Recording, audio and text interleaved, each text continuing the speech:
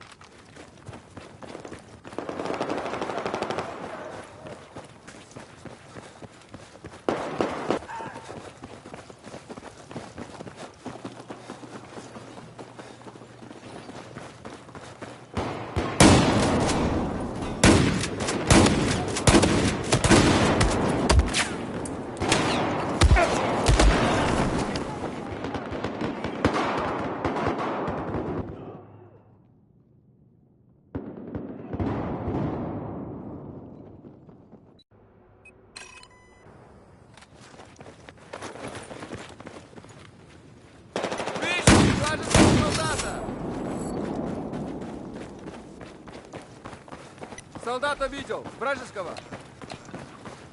Видно вражеского пулеметчика!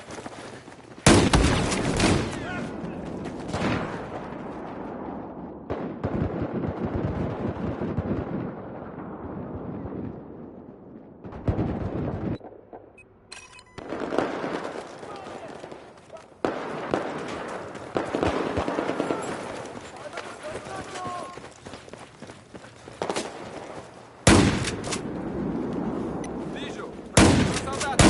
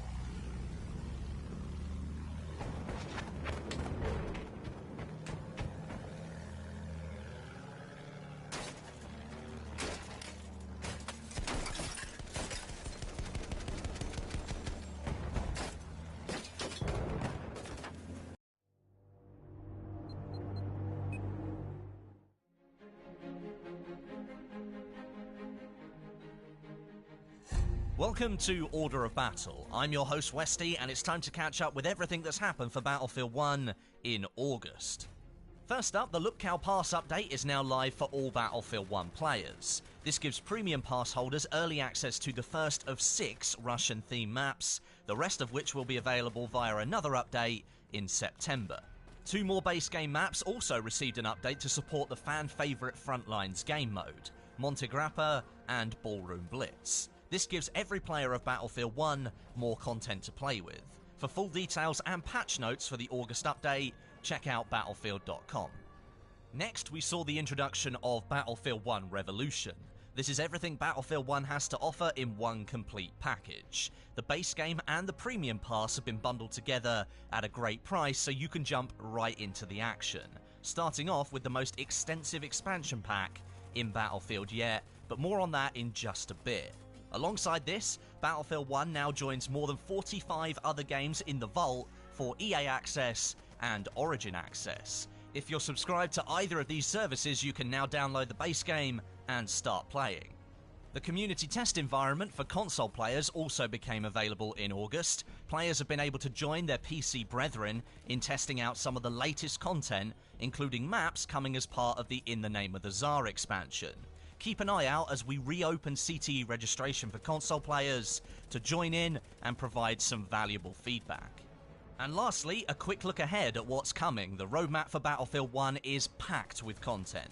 On September the 5th, the In the Name of the Tsar expansion will launch for premium pass holders, and September 19th for all other players. HDR10 support is also coming with the expansion, and just alongside it is the closed alpha of Battlefield 1's new competitive module called Incursions. October brings the Operations Campaign update, the Turning Tides DLC will be launching in December, a nice Christmas present, and then we have the Apocalypse DLC in early 2018. Plenty to be excited about. So now you're caught up with all of the happenings of Battlefield 1 for the last month, and we'll be back very soon keeping you up to date with the game into the future. Thanks very much for watching, and we'll see you on the battlefield.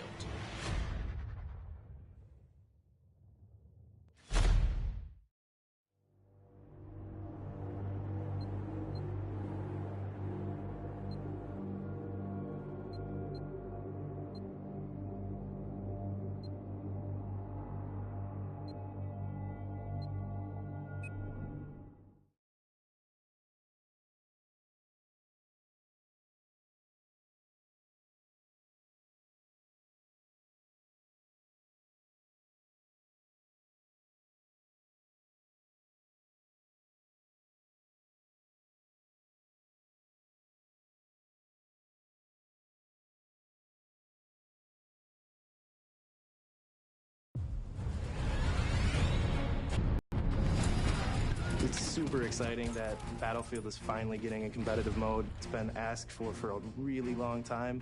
Something that Seeing the way that they play the game, it's a really amazing experience. The team play that Battlefield 1 Incursions has generated has been nothing short of amazing. It takes the teamwork of Battlefield and takes it to a whole new level. 5 people on one side, 5 on the other. Fast.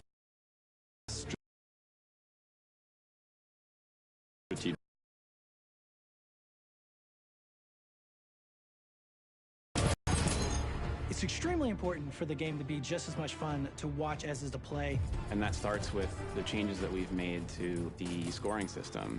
What we get is a much more intense experience where every point matters. But that's the point of the game, is to win. I can get a little competitive sometimes. One of the unique aspects of Battlefield 1 Incursions is that we're allowing players to choose their kits before they actually get into gameplay. So teamwork is really important here, and kit play is going to be one of the most important factors in this, which brings in something that we haven't seen in any other competitive game. There's a lot of strategy with teammates, with more decision-making. The intensity of the games. You don't know what's gonna happen next. That's why I love Battlefield. We can't have a Battlefield 1 competitive experience and not have vehicles. I can tell you what, when they roll around the corner, it is scary. That tank is not easy to take out. Vehicle play can change the outcome of a game. There is no game that has that balance of infantry and vehicle play like Battlefield does. The adrenaline rush, the feeling, it's an immersed environment that you just can't get enough of. It's a lot of fun to play, and you get those Battlefield moments that are just breathtaking. Anyone could have that heroic moment. Anyone could pull off a massive play to turn the game around. And that adrenaline feeling that you get is incredible. I'm really looking forward to seeing this out in the wild.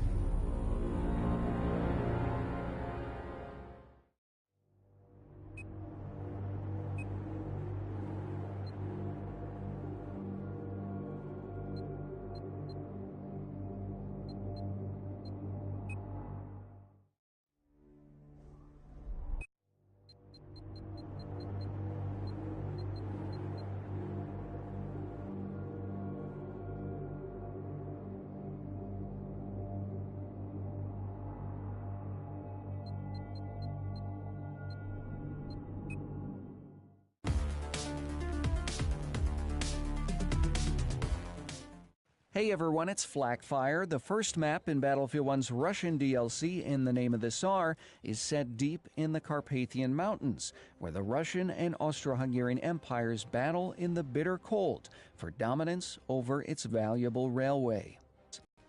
At Wreckage, players fight over a position marked by a downed bomber, which provides perfect cover for defenders. Look for ways to outflank these entrenched enemies by climbing the rocks north of the capture point.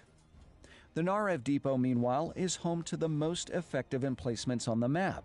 The anti-tank gun has a clear view of the entire eastern side of the mountains, making it especially lethal in the right hands.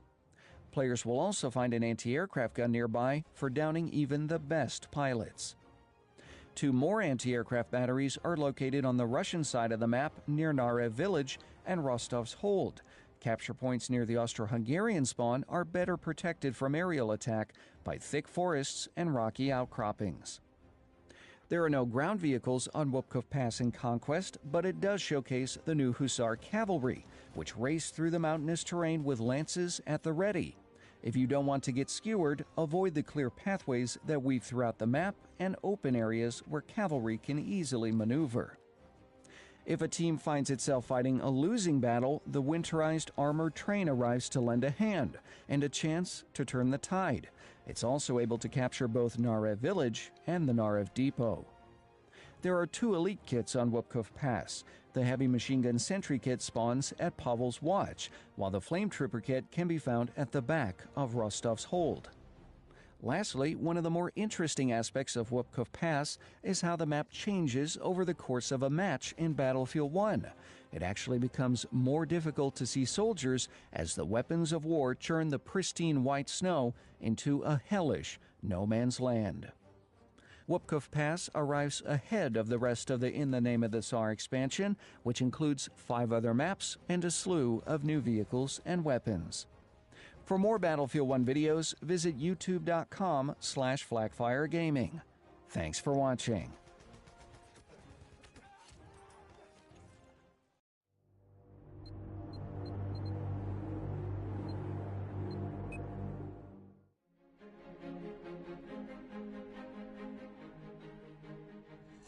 Welcome to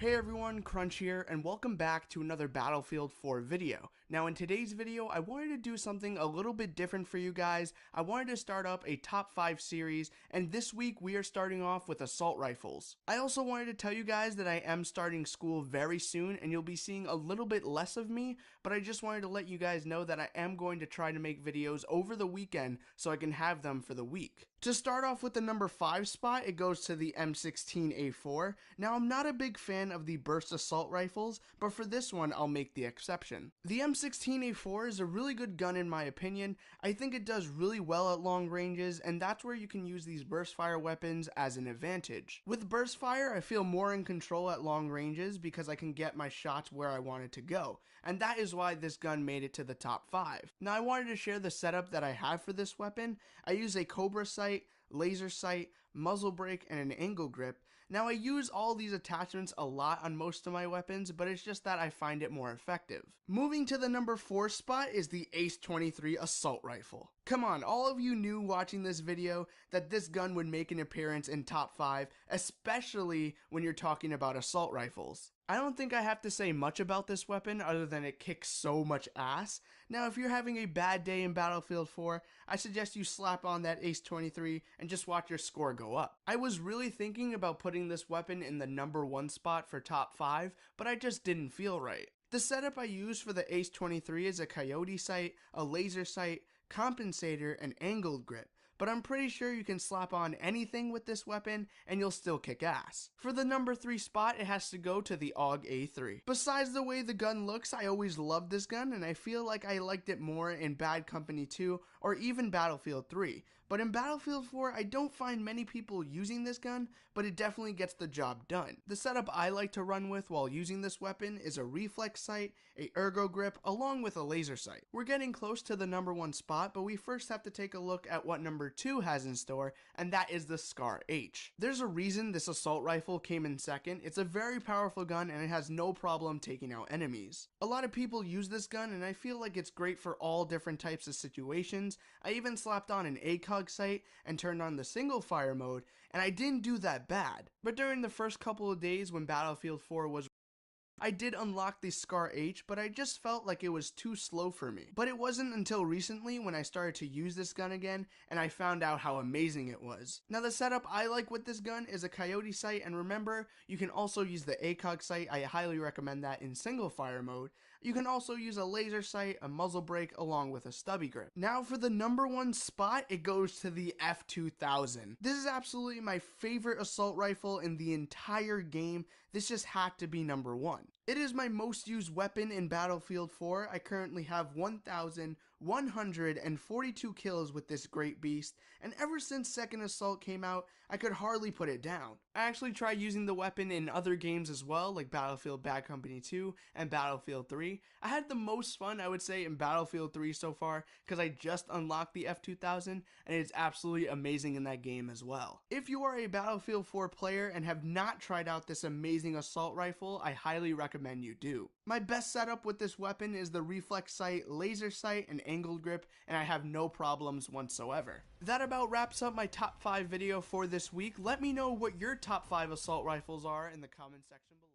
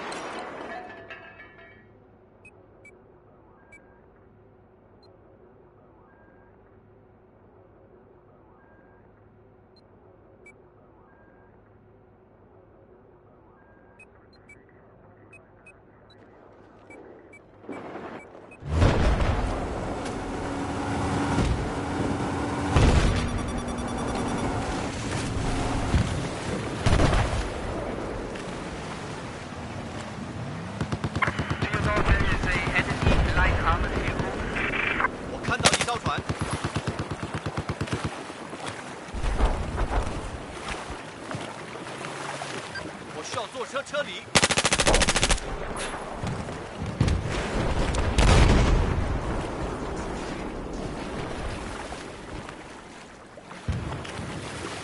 I have eyes on enemy LAV, north of your location.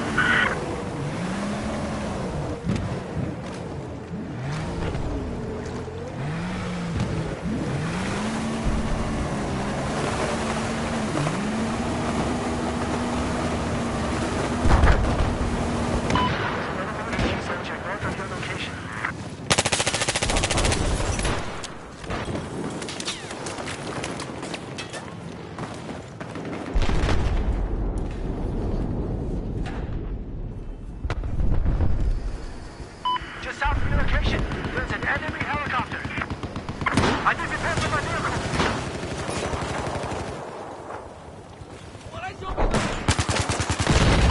Lost control of the